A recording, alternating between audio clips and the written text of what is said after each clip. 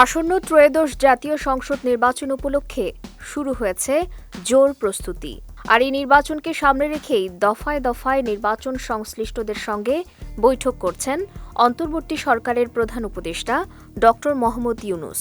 ঠিক এরই মাঝে ক্ষমতা হস্তান্তর প্রক্রিয়া নিয়ে কথা বলেছেন স্থানীয় সরকার, পল্লী উন্নয়ন ও সমবায় এবং যুব ও ক্রীড়া মন্ত্রণালয়ের উপদেষ্টা আসিফ মাহমুদ সজীব ভুঁইয়া।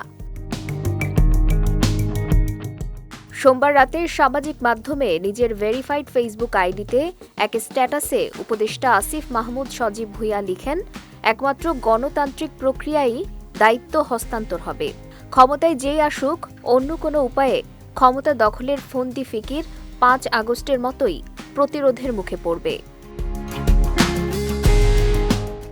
এদিকে সোমবার ত্রয়োদশ জাতীয় সংসদ নির্বাচনের প্রস্তুতির অংশ হিসেবে প্রধান উপদেষ্টা ড মোহাম্মদ ইউনূসের সভাপতিত্বে রাষ্ট্রীয় অতিথি ভবন যমুনায় বৈঠক হয় আইনশৃঙ্খলা রক্ষাকারী বাহিনীর শীর্ষ কর্মকর্তাদের।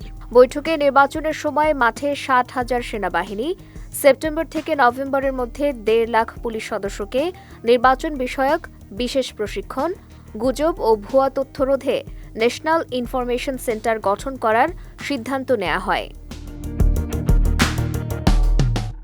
এছাড়াও বৈঠকে প্রশাসনের গুরুত্বপূর্ণ পদে রদবদল সহ সরকারি সংস্থাগুলোর মধ্যে সমন্বয় জোরদারে কাজ চলমান রয়েছে বলে জানানো হয়।